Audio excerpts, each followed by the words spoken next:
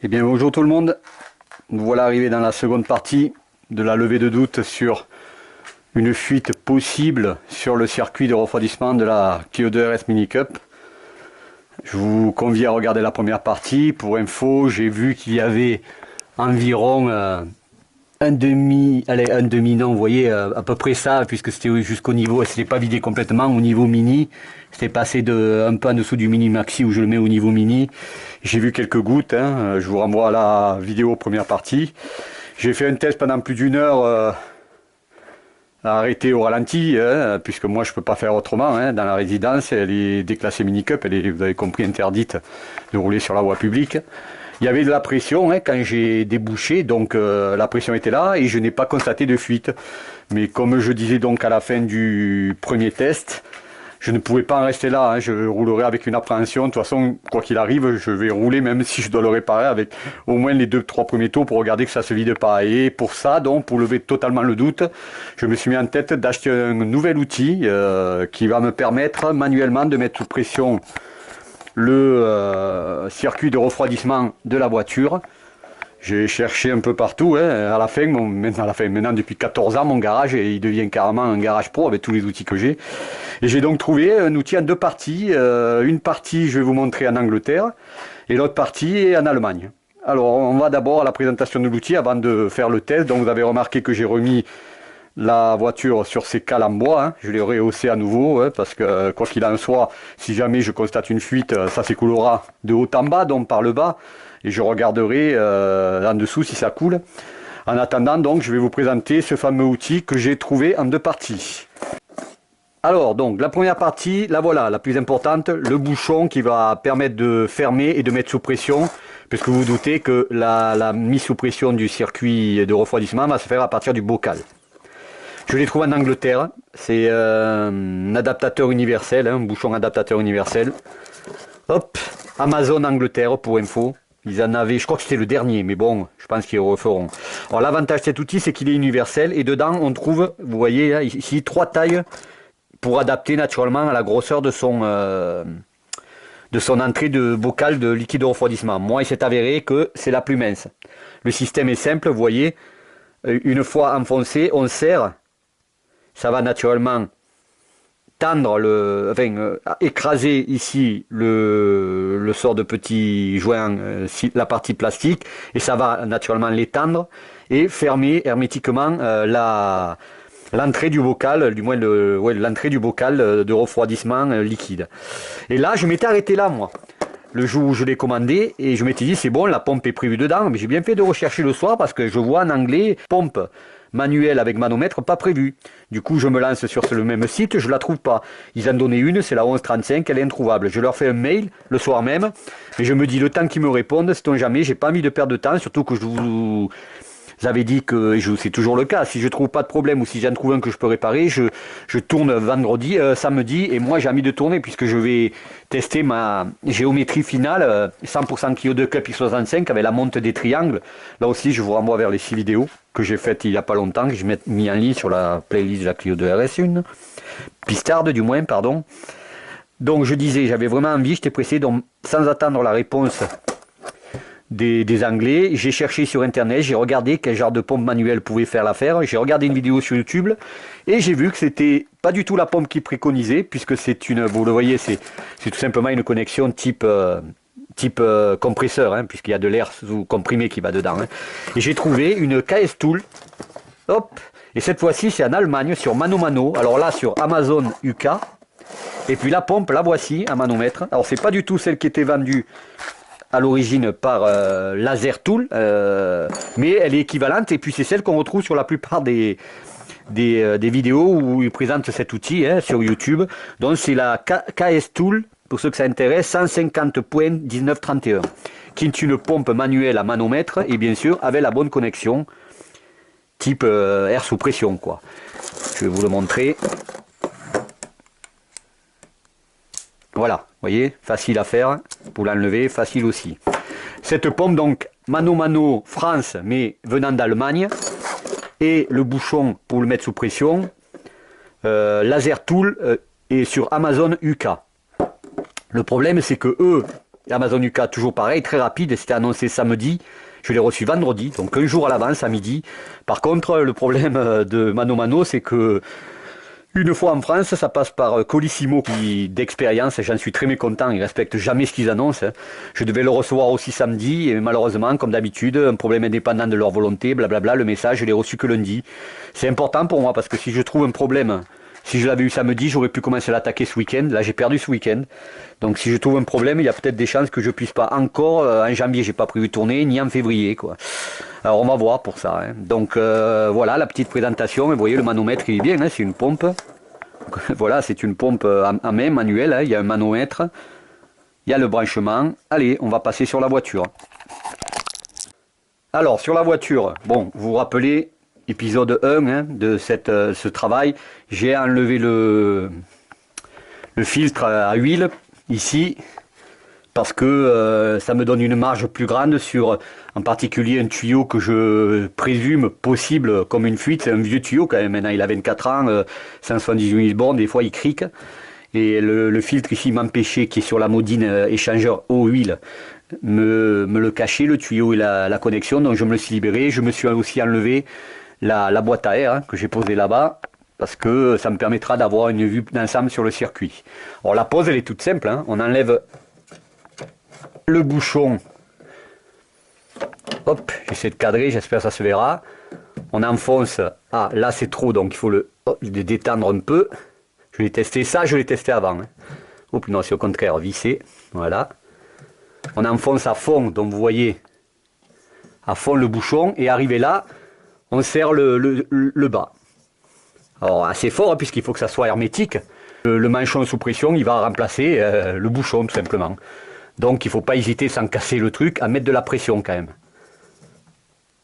Voilà, moi j'y vais pratiquement à fond. Là il y en a. Pour moi c'est sous vide. Maintenant je vais aller chercher la pompe. Et je vais la brancher, c'est simple. Et je vais envoyer ce qu'on conseille, 0,7 bar à 1 bar.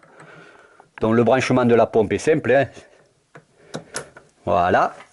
Ça c'est pour enlever la pression, donc il n'y en a pas.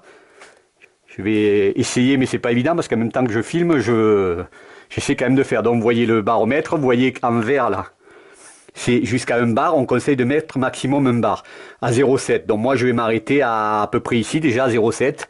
Si je vois l'aiguille redescendre, c'est qu'il y a une fuite. Et là il faudra que je la trouve. Si je la vois pas redescendre, je monterai peut-être à 1 bar, grand max, c'est ce qu'on conseille. Et je regarderai qu'il n'y ait pas de fuite. Enfin, je regarderai si l'aiguille descend. Si elle descend, bien, c'est qu'il y a une fuite quelque part dans le circuit de refroidissement. Si elle ne descend pas, eh ben, c'est une énigme. Comment j'aurais perdu ce liquide-là, je ne sais pas. Là, je rentrerai dans la 4e dimension. À la limite, j'aimerais, hein, mais bon. Donc voilà, là, c'est sous pression. Hop, fermé. Allez, on pompe, comme disaient les Shadok. Je vais mettre 0,7 bar pour débuter. Voilà, là c'est à peu près à 0,7 bar et je contrôle. Ah, ça descend un petit peu quand même. Alors est-ce que ça vient du bouchon pas fait?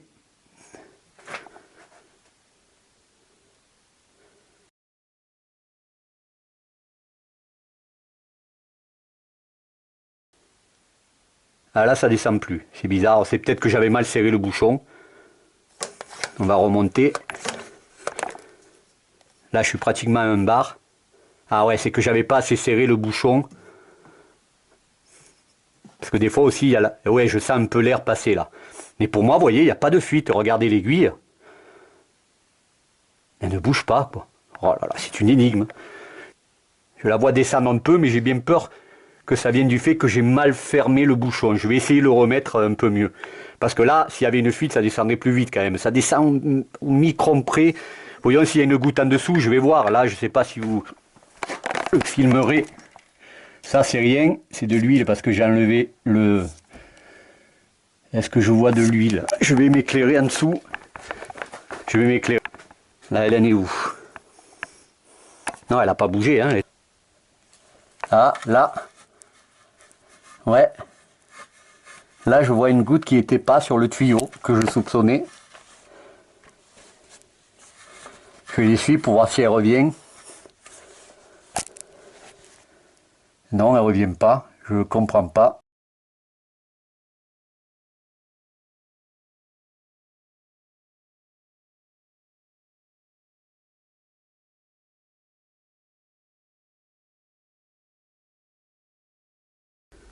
Je vais voir, je vais le recommencer. Alors j'enlève la pression. Je vais resserrer le bouchon. Je veux être sûr. Je vais regarder en dessous à nouveau pour voir s'il y a une goutte qui est revenue au niveau de cette durite. Non, il n'est pas revenu de goutte.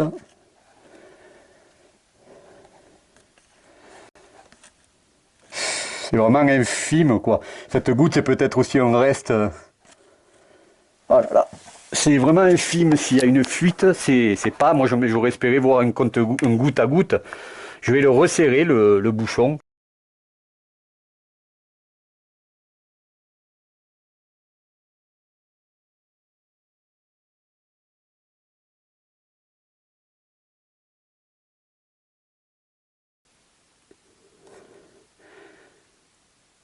Ça descend pas, hein, vous voyez. Et là, j'ai bien serré, hein, parce que j'ai peur aussi qu'il y ait une fuite. Non, je sens pas d'air, non. S'il y a une micro-fuite, elle est vraiment microscopique, quoi. C'est pas une fuite qui pourrait amener tout ce que j'ai vu, que j'ai perdu, quoi. C'est pas possible. Je sais pas si vous verrez, hein, mais moi, j'ai besoin de trucs sûrs. La goutte, là, elle est pas revenue. En dessous, est-ce que je vois une goutte sortir? Il y en avait là, vous voyez, du verre, là. Je vais me mettre un peu mieux en dessous, parce que là, avec la caméra... Bien, voilà, ça fait plus de 10 minutes bientôt que je teste. Ça défend pratiquement pas, de manière infinitésimale, que je me demande si ça vient pas de l'outil en lui-même, qui vaut ce qu'il vaut. Les gouttes que je voyais en dessous, j'avais oublié, c'est moi quand j'avais complété le bocal, j'en avais foutu partout, donc c'est ça, je l'ai essuyé, ça revient pas. Ici, vous voyez là, où je disais, là, ici, il n'y a pas de liquide qui revient. La pompe, j'ai regardé, ça fuit pas. En dessous, j'ai plus trouvé de traces. J'ai vraiment... et là, ça fait un moment que ça bouge à peine, quoi, de temps en temps, mais je me demande si c'est pas l'outil en lui-même. Il faut aussi détendre, d'ailleurs, la pompe, quand vous l'avez fini, pour éviter que ça bouge trop. Donc je l'ai détendu, parce que là, ça fait maintenant plus de 10 minutes sous cette pression, je vais l'arrêter. Presque un bar, j'avais mis, enfin 0,8 en dessous. Alors, je sais pas si vous le verrez, mais tant pis, je filme. Il n'y a pas de goutte sur la durite en question. Il n'y a pas de goutte derrière où il y en avait, mais je sais que c'était les liquides qui étaient tombés quand j'ai rempli le réservoir. J'en ai foutu pas mal à côté. Non, pour moi, il n'y a pas de fuite. En tout cas, pas de fuite digne de ce nom, hein. Et malgré tout, si je vais tourner, je vais m'arrêter au bout de quelques tours, hein. Voire deux tours ou trois. De toute façon, j'y vais pour tester le châssis. Alors, je m'en fous, je vais pas pour faire des performances. Samedi, mais je vais tester quand même, hein, pour voir si ça diminue pas. Là, en tout cas, pour moi, hein, dites-moi ceux qui ont l'habitude, voilà, c'est vraiment infinitésimal, c'est descendu de 0,1 bar même pas, mais depuis 10 minutes, ça fait peut-être beaucoup, quoi. Je vois pas de fuite au niveau de la pompe, pas de fuite au niveau du radiateur, il n'y a pas de fuite, quoi, hein, donc je vais l'enlever, hein, je vais l'enlever, vous voyez, c'est là. Ça a bougé de même pas 0,1 bar, même pas depuis 10 minutes, quoi. Je me dis aussi que l'outil, bon, il vaut ce qu'il vaut, et puis bon, il faut pas le laisser trop longtemps en pression. Mais en tout cas, il permet de lever le doute. Pour moi, s'il y avait vraiment même une micro-fuite, ça descendrait régulièrement et je verrais une goutte quelque part, hein. Il y en a nulle part, hein. Nulle part, hein, de gouttes de liquide, hein. Donc je l'enlève, la pression. Là, je regarde le niveau, c'est bien remonté où c'était, vous voyez le niveau. Enfin, je sais pas si vous le voyez, mais moi je le vois. C'est bien remonté où c'était, donc il n'y a pas eu de perte de liquide. Il n'y a pas de fuite. Incroyable. Il n'y a pas de fuite. Qu'est-ce qui a bien pu se passer? Est-ce que j'ai oublié de bien serrer le bouchon et il y en a qui sont sortis par le dessus, mais dans ce cas-là, je n'aurais pas vu en dessous. Je sais pas du tout, hein. En tout cas, c'est quand même... Je partirai pas tranquille. Je vais y aller, puisque pour moi, là, c'est quand même important, hein, ce test-là. Ça donne pas de fuite, hein, ni au niveau... Ah, si, non, ah non. Ah non, non, c'est ça, c'est moi qui en avais tombé encore. Parce que c'est vrai qu'on m'a dit de regarder, hein, de regarder peut-être au niveau du joint. À voir, je vais le remettre sous tension, j'ai pas pensé à regarder là, mais étant donné que j'en ai versé partout la dernière fois... je vais en remettre parce qu'on m'a parlé, c'est vrai, j'ai oublié de regarder un endroit, c'est le joint du thermostat. Ouais, bah alors si c'est là, si jamais c'est ce que j'ai vu là, ça peut pas faire tout ce que j'ai vu. C'était une goutte et c'était même pas... Je vais le remettre sous pression, je coupe 5 minutes pour lever le doute sur ce dernier endroit là, au niveau du joint du thermostat, ici. Mais non, pour moi il n'y a pas de fuite. De toute façon, ça descendait pas, regardez, le liquide il est exactement au niveau où il était. Pour moi, ça, c'est une goutte, je vous dis, j'en ai renversé un peu partout la semaine dernière quand j'en ai mis avant de bien viser l'entrée du bocal. Donc, je vais retenter quand même. Allez, on reste en ligne. Ça, je ne vais pas montrer. Hein. Maintenant, vous avez compris, je mets sous pression. Et je vais surtout regarder de suite si ça coule au niveau du... J'ai oublié de le regarder ici. Mais en dessous, je vois rien. Non, c'était une goutte qui restait. Parce que le liquide de refroidissement, il reste longtemps. Surtout que c'était dans le garage. Donc, tant que je ne vais pas le faire évaporer dehors... voire même à la chaleur, hein, ça s'évapore pas comme ça. Hein. Allez, quand même un petit test pour être sûr, encore un dernier, 3-4 petites minutes, vérifier tout ça et je fais une conclusion. Bon, ben, énième test, ça descend pas ou très peu, c'est un peu normal, pas du tout, il y a pas de fuite, donc ça venait pas non plus, cette goutte, c'était bien une goutte que moi j'avais foutue et qui restait hein, sur le joint du thermostat. Toujours pareil, rien en dessous, rien, pas de fuite au niveau de la pompe, pas de fuite au niveau du radiateur, pas de fuite en dessous, la durite ça va, je soupçonnais ça, moi, il n'y a rien qui apparaît. Je vérifie une dernière fois, pas de goutte, ben écoutez, pour moi, il n'y a pas de fuite, donc j'enlève le tout. Ça descend pas comme vous voyez. Le liquide, je regarde, il est exactement au même niveau, une fois la pression remise à 0. C'est-à-dire que dans le bocal, il y a autant de liquide que quand j'en ai remis. Je ne comprends pas. Tant mieux, vous me direz, mais je ne comprends pas. Donc, je vais considérer qu'il n'y a pas de fuite. Hein, après tous ces tests, hein, en roulant, là maintenant avec cette pompe sous pression. Je vais donc tourner samedi, si le temps s'y prête. Et par contre, je vais quand même m'arrêter au moins les premiers tournages, les premiers tours assez souvent pour vérifier le niveau du liquide. Ouais, malheureusement, comme pour ceux qui se rappellent, la température moteur, le manomètre, j'ai dû l'enlever, je l'ai plus, j'ai que la pression. Puisqu'il était sur le carter qui est fissuré. Conclusion, vous voyez, avec cet outil, ça confirme l'essai en tournant, hein. Il n'y a pas de fuite pour moi, il n'y a pas de fuite. Donc je vais remonter le tout, je vais remettre l'huile, et puis allons-y samedi, si tout va bien, pour le test de ce fameux châssis avec la géométrie exacte d'une Clio de Cup X65 maintenant, que j'ai monté les triangles de la Ragnotti, hein, mon dernier travail, tout en ayant un œil sur le niveau du liquide dans le bocal. Je vais, vous savez quoi, parce que bon, il est neuf, mais on ne sait jamais, on m'a dit, tu peux soupçonner des fois aussi le bouchon. Alors le bouchon est neuf, il a 2-3 ans, mais je vais quand même acheter un bouchon chez Renault, parce que celui-là je ne l'avais pas acheté chez Renault, s'il en vend, tant pis si ça vaut un peu cher. Je vais lever le doute sur lui, je vais le mettre. Parce que là, c'est une énigme. Comment j'ai perdu à peu près un tiers du réservoir, hein, du bocal, je sais pas. Là, je garantis que ouais, c'est au même niveau, le liquide, il n'y a pas une goutte qui est sortie, ce qui correspond à mes vérifications. Allez, ben, j'arrête là pour ce sujet. J'espère. On verra samedi. Je vous tiendrai au courant si jamais il y a des problèmes. Ou même je ferai une petite vidéo pour dire que tout va bien. Mais fin, épisode 2 est fin donc de recherche d'une fuite sur le circuit de refroidissement de la Clio 2 RS Mini Cup qui n'existe pas. À très bientôt donc pour déjà un retour de mon avis sur ce nouveau châssis, voir si ça me plaît. Et si ça me plaît pas, comme disait un ami, si vraiment la chasse est trop, ça me plaît pas, ben j'ai gardé les anciens. Hein. Je remonterai les autres triangles. J'ai pas envie de me lancer dans des journées de réglage angulaire ou à 1 minute près. Je sais que l'autre me va très bien, donc si vraiment celui-là je m'y adapte pas, parce que quand même ça change pas mal les mesures, hein, le fait d'avoir mis cette chasse à plus de 3 degrés au minimum au lieu des 1 et quelques. Si ça ne me va pas, je remonterai les triangles, hein, j'ai les mêmes, hein, avec les mêmes de la phase 1, avec les mêmes cylindres blocs, hein, puisque cela a été équipé déjà. Pour ceux qui n'ont pas vu les 6 vidéos, je vous renvoie vers la dépose et la pose. Je remonterai mes bons vieux triangles de RS1 et je referai le réglage que je connaissais, qui m'allait bien. Voilà.